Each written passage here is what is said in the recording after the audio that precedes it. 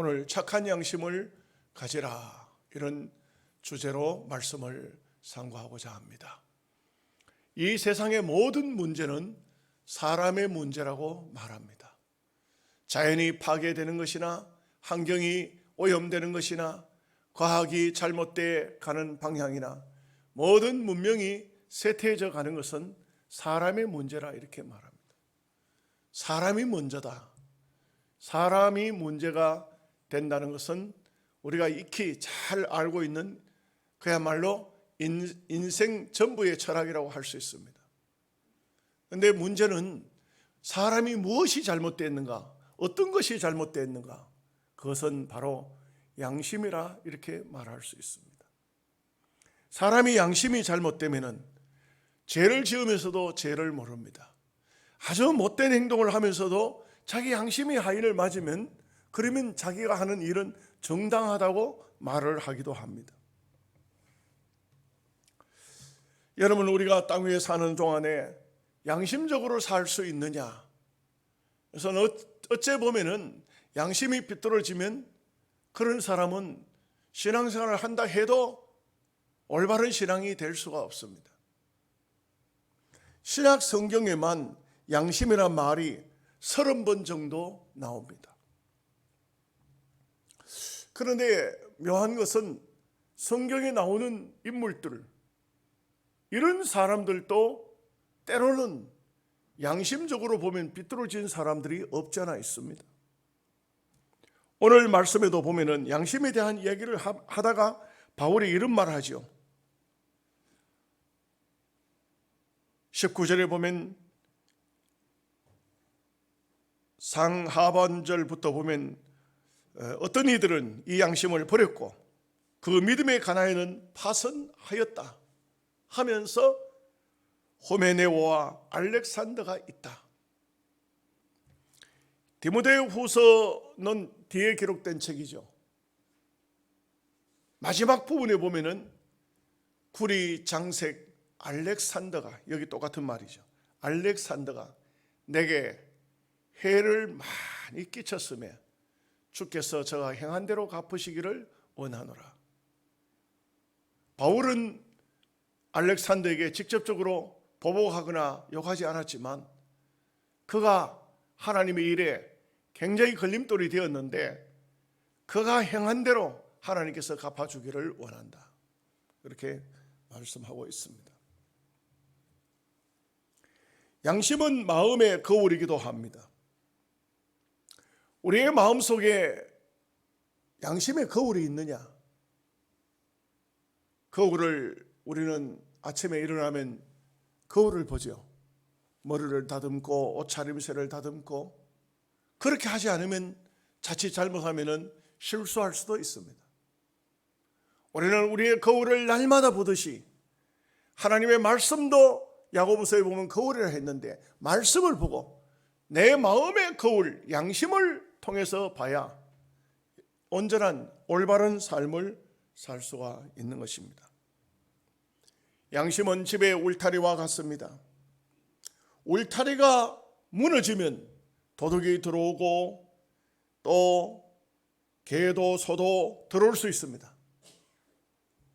울타리가 무너지면 경계가 무너진 것이고 악한 생각이 마음대로 마음속에 들어와 자리를 잡을 수 있습니다.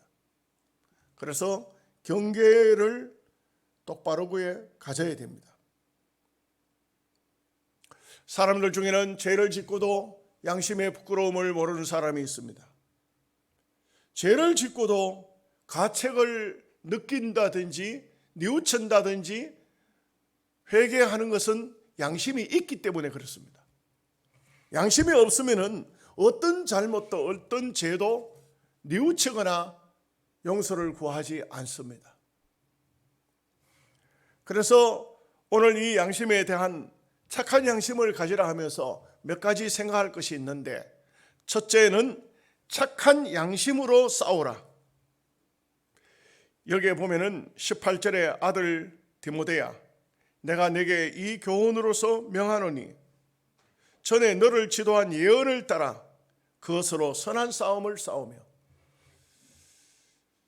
물론 뒤에 양심에 대한 말씀이 나오지만 우리 신앙인은 선한 양심으로 싸워야 된다. 에베소 6장에 보면 우리의 싸움의 대상자는 혈과 육이 아니다. 사람이 아니라는 거예요. 뭐냐 하면 그 사람을 주장하고 있는 생각, 사탄적인 것이지, 악한 생각이지요, 제약된 것이지요, 이런 잘못된 사상과 싸우지 사람과 싸우는 건 아닙니다. 옛날부터 죄는 미워하지만 사람은 미워하지 말라, 이런 말이 우리 사회 속에 통용되고 있었습니다.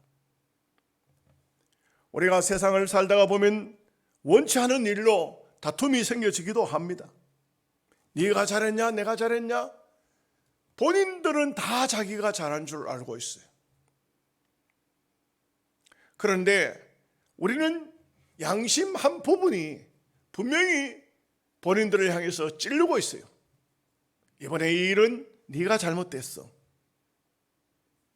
그런데도 그 양심의 소리를 눌리고 계속적으로 과함을 치고 상대편을 향해서 억압하려고 하고 눌리려고 하는 이런 마음 자세는 절대 하나님이 주신 마음이 아니라 이 말이죠. 선한 싸움을 싸우는 데 있어서는 세 가지가 있습니다.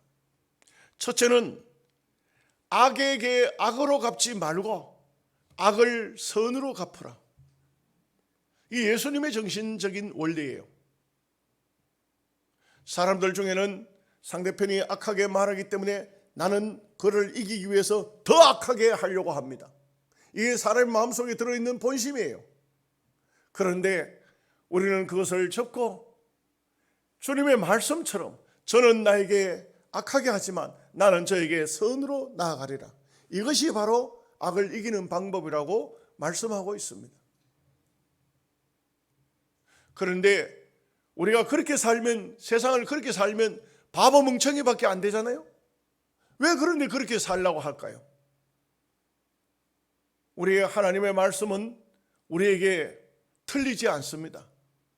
이렇게 살면은 나는 비록 때로 져버릴 수도 있습니다. 육신적으로 내가 수세에 몰릴 수도 있습니다. 그러나 내 양심은 무너지지 않습니다. 내 마음은 무너지지 않습니다. 내 신앙은 무너지지 않습니다. 오늘 우리는 때로 내가 내 양심대로 하다가 보니까 실패했다, 실수했다, 뭔가 잘못된 것 같다, 내가 뭔가 피해를 입은 것 같다 하지만 그러나 사실은 아닙니다. 세월이 흐르고 시간이 지나면 그 문제는 별거 아닙니다. 내 마음이 일평생 동안 지켜졌다는 것이죠. 내가 올바른 삶을 살고 있다는 것입니다. 이것이 중요합니다. 눈앞에 보이는 이득이 아닙니다. 눈앞에 보이는 어떤 유익이 아닙니다. 나는 양심을 지켜서 살았다는 것입니다. 나는 상대편은 온갖 모함하고 욕하고 비방했지만 나는 내 양심을 지켰다는 것입니다. 그렇기 때문에 그 양심이 보존됐다는 것입니다. 두 번째는 선한 양심은, 선한 싸움은 주님이 반드시 기억하십니다. 주님이 기억하시는 겁니다. 우리는 때로 이렇게 말하죠. 주님이 아시면 돼. 그런데 행동을 보면 그렇지 않습니다. 반드시 사람이 알아야 되는 것처럼 생각합니다. 우리는 주님이 아시면 된다고 하면서도 우리는 우리의 행동은 그렇게 되지를 못합니다. 반드시 보복을 해야 되고 반드시 갚아야 됩니다. 네. 제가 정말 충격적으로 들었던 얘기 중에 하나가 있습니다. 어떤 분이 저를 모함했습니다. 그 일로 말미암아서 많은 고통을 받았습니다. 그런데 그분과 제가 화해하기 위해서 제가 그분을 찾아갔습니다. 그리고 손을 내밀었습니다. 그리고 제가 잘못한 것이 없지만 그분이 저를 모함했지만 내가 손을 내밀고 미안합니다, 죄송합니다, 손을 내밀었습니다. 근데 그분이 제 손을 잡지를 않습니다. 가만히 제 손을 쳐다보고 있더니 나중에 고개를 끄덕끄덕 하면서 이제 뭔가 마음의 해결이 왔다 이 말이죠. 그러면서 내 손을 잡으면서 하시는 말씀이 뭐라고 말씀하냐면 내가 당신을 반드시 보복을 해야 내 마음이 풀리기 때문에 그렇게 아십시오. 이렇게 악수를 하는 겁니다. 너무 마음에 충격을 받았어요. 그거는 악수를 한다는 것은 하해인데 하해가 아닙니다. 아니, 이거는 하나님 앞에 100% 따져도 내가 잘못이 아닌데 내가 용서를 빌려 갔습니다. 내가 손을 내밀었습니다. 내 손을 잡는 사람이 나는 당신을 보복할 테니까 그래야 내 마음이 풀리기 때문에 그렇게 아시오. 너무너무 끔찍했습니다.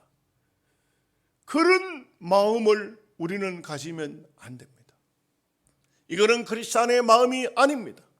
이거는 하나님의 백성들이 가져서 안 될 마음입니다. 이런 마음을 가지시면 안 됩니다. 선한 마음을 가지면 이런 것이 아닙니다. 선한 마음을 가지면 내가 용서를 비는 것이고 내가 사랑을 베푸는 것이고 내게 온갖 모함과 욕설을 했을지라도 내가 하해를 청하는 것입니다. 세 번째, 선한 싸움을 잘 싸우면 하나님께 영광이 됩니다. 정말 우리가 믿음으로 싸워서 거기에 승리가 한다면 앞서 말씀드린 것은 승리 못해도 내 양심은 무너지지 않았다는 것입니다. 그런데 또 승리하게 되면 어떻게 되냐? 믿음으로 싸워서 이긴 싸움은 하나님께 큰 영광이 됩니다. 디모데후서 4장 7절에서 8절 말씀에 나는 선한 싸움을 싸우고 나의 달려갈 길을 마치고 믿음을 지켰으니 이제 후로는 나를 위하여 의의 면류관이 예비되었으므로 주 곧 의로우신 재판장이 그날에 내게 주실 것이며 내게만 아니라 주의 나타나심을 사모하는 모든 자에게 도니라. 참 사도 바울의 로마의 감옥에서 마지막 생을 마감하기 전 그때 쓴 마지막 편지가 디모데후서이고 세상을 떠나기 전에 자기가 마지막으로 한 말이 무슨 말이냐? 유언 같은 말씀이요. 나는 선한 싸움을 싸웠다. 그리고 선한 싸움을 싸우고 나의 달려갈 길도 내 인생도 다 끝이 났다. 그런데 참 중요한 게 뭐냐면 이 선한 싸움을 싸우고 달려갈 길을 마쳤는데 믿음은 지켰다는 겁니다. 그렇기 때문에 이제 후로는 나를 위하여서 의의 면류관이 준비가 되었다는 것입니다. 믿음도 안 지켰는데 면류관 주는 하나님이 아니십니다. 선한 싸움도 안 싸웠는데 면류관 주시는 하나님이 아니시라 이 말이에요.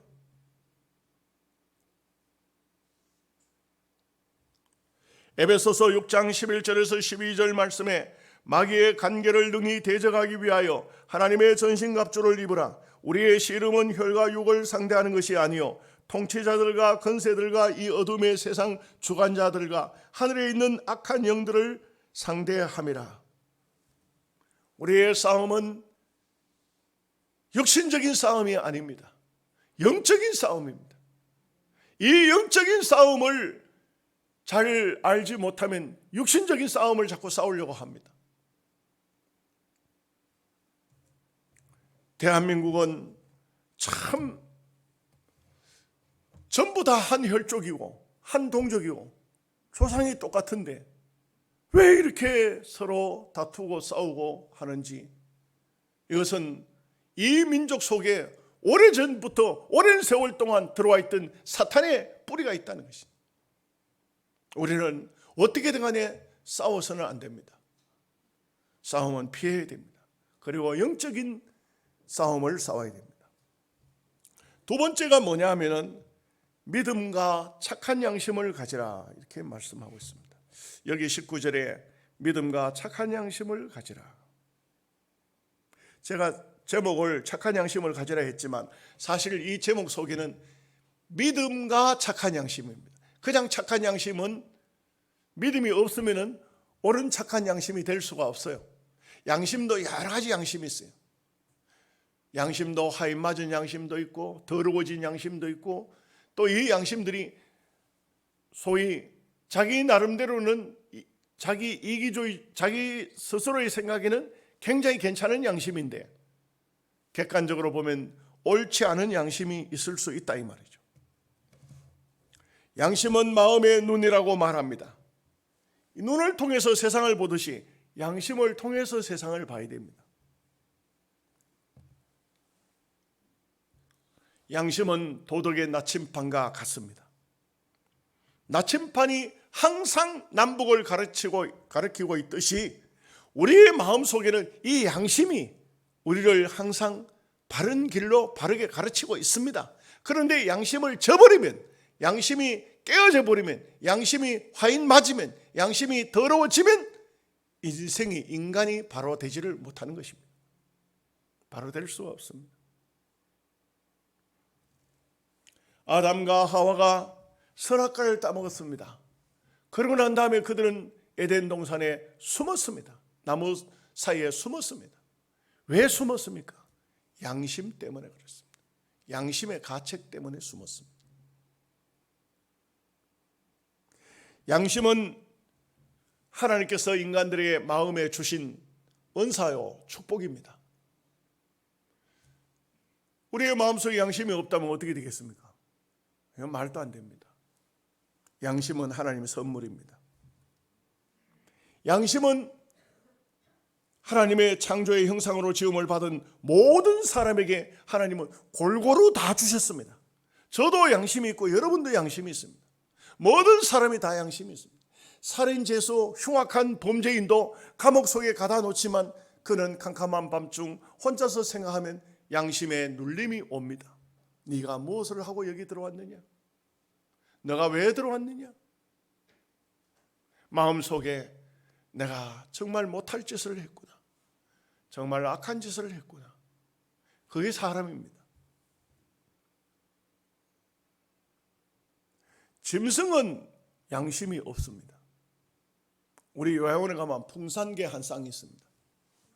암놈 쏜놈 한 테다 갖다 놓으니까 철이 없을 때라서 그런지 아니면 짐승이라서 그런지 모르지만 먹이를 주면 그릇을 2개를 가지고 암놈 쏜놈 따로 주는데 이 쏜놈이 얼른 지꺼 먹어버리고 꼭 가서 암놈 거 다 뺏어 먹어요.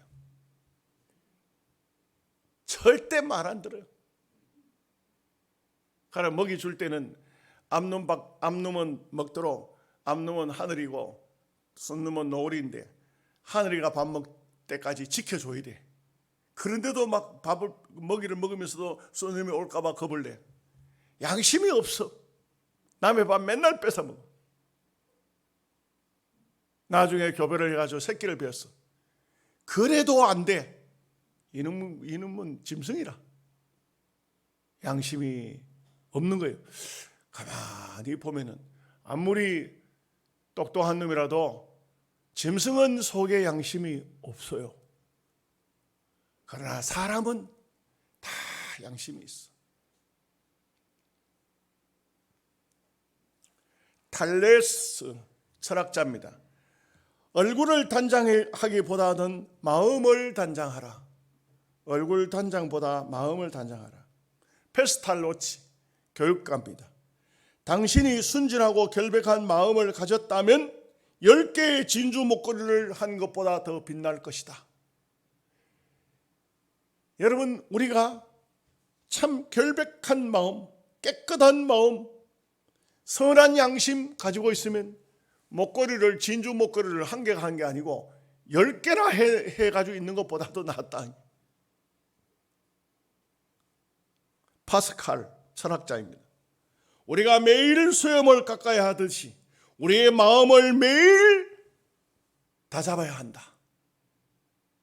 우리의 마음을 그냥 두면 안 된다. 매일 우리의 마음을 다잡아야 된다는 거예요.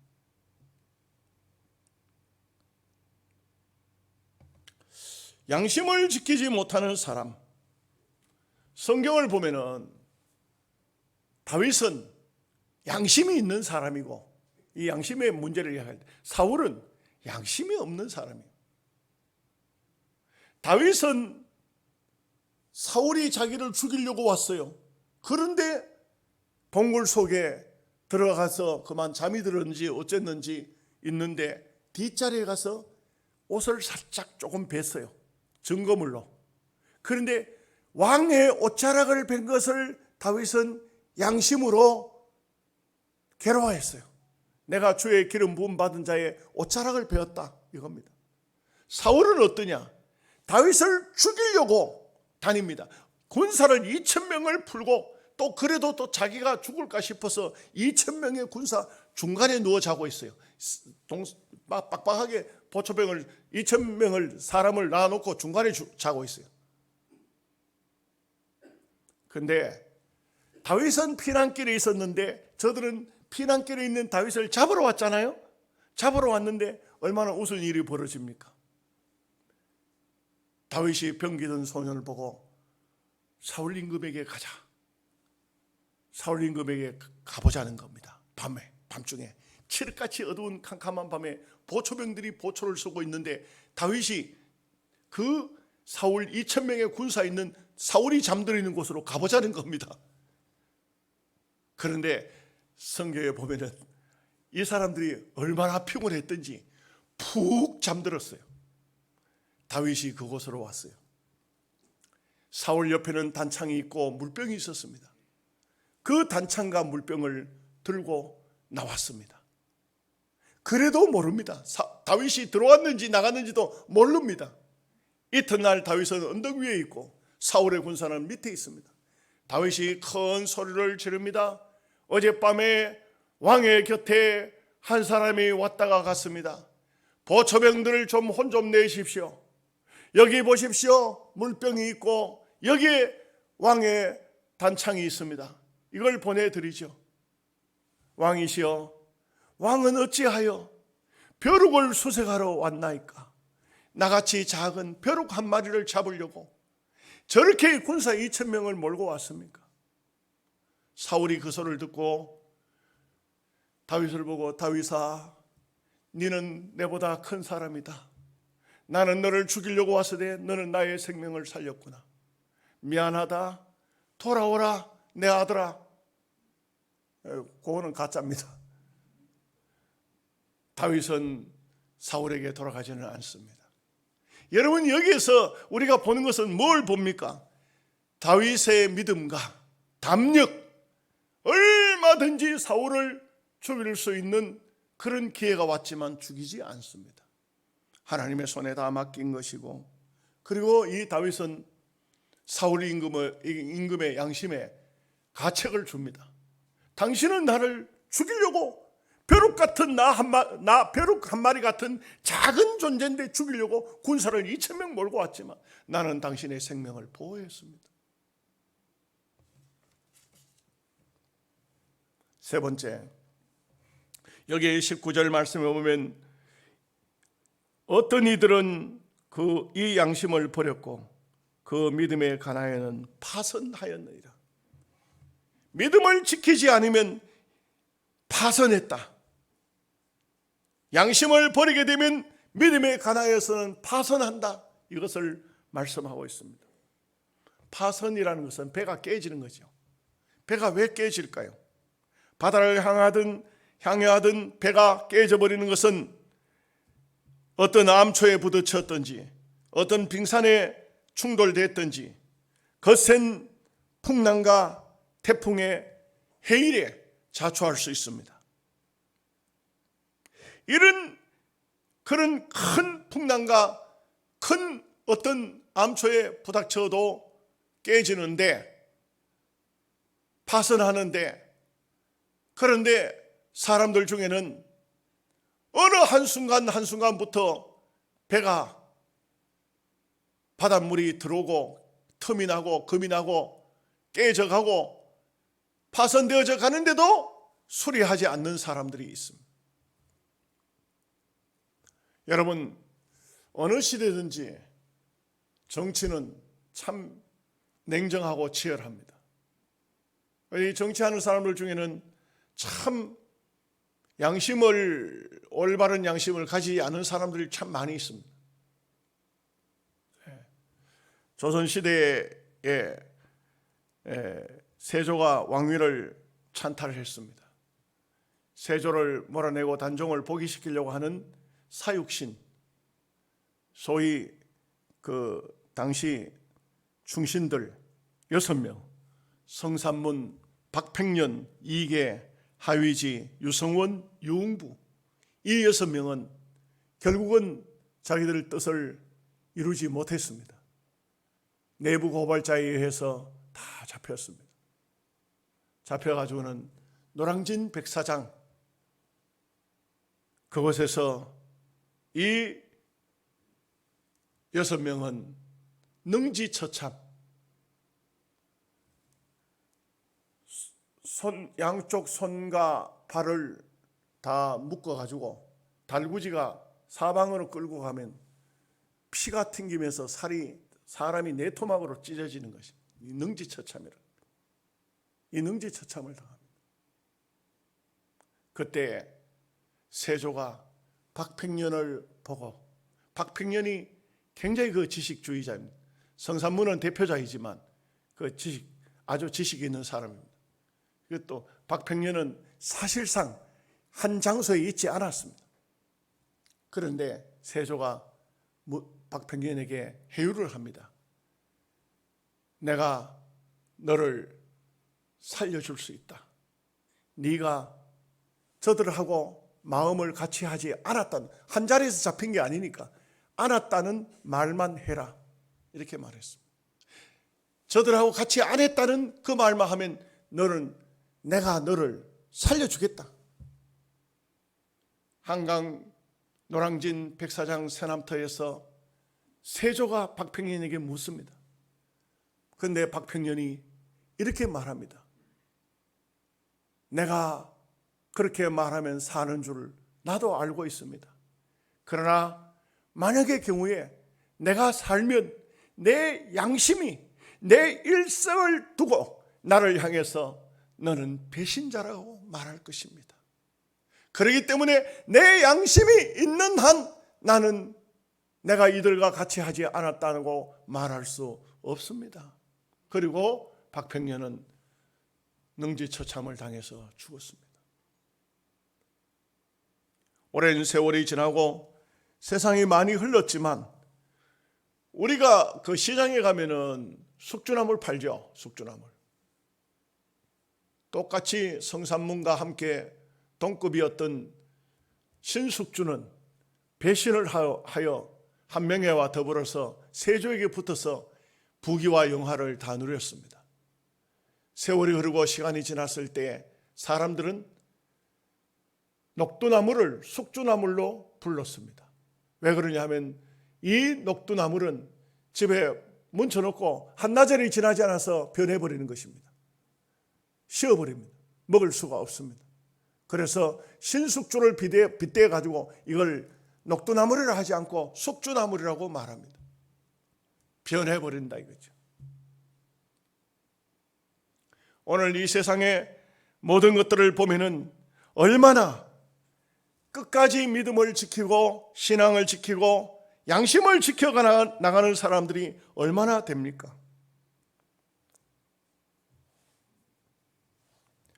어거스틴은 이렇게 말했습니다. 하나님은 당신을 위해서 양심을 지으셨습니다. 당신을 위해서 양심을 지었다는 것입니다. 우리가 신앙인이라 한다면 양심을 지킬 줄 알아야 됩니다. 우리가 믿음의 사람이라면 양심이 있어야 됩니다. 양심이 없으면 신앙이라고 말할 수 없습니다. 김성식 교수의 양심이라는 시를 한번 들어보시죠. 전에는 양심이 있었는데 이제는 모두 없어지고 말았다. 지난날에는 양심을 미천으로 삼고 살았는데 오늘은 양심을 팔아먹고 살고 있다. 자원이 바닥나서 죽는다고 야단이지만 양심은 없어져야 잘 산다고 말한다. 이래서 이 나라의 양심이 바닥나간다. 큰일 났다. 양심을 지키자. 양심을 살려야 한다. 김성식 교수의 양심에 대한 작은 시입니다.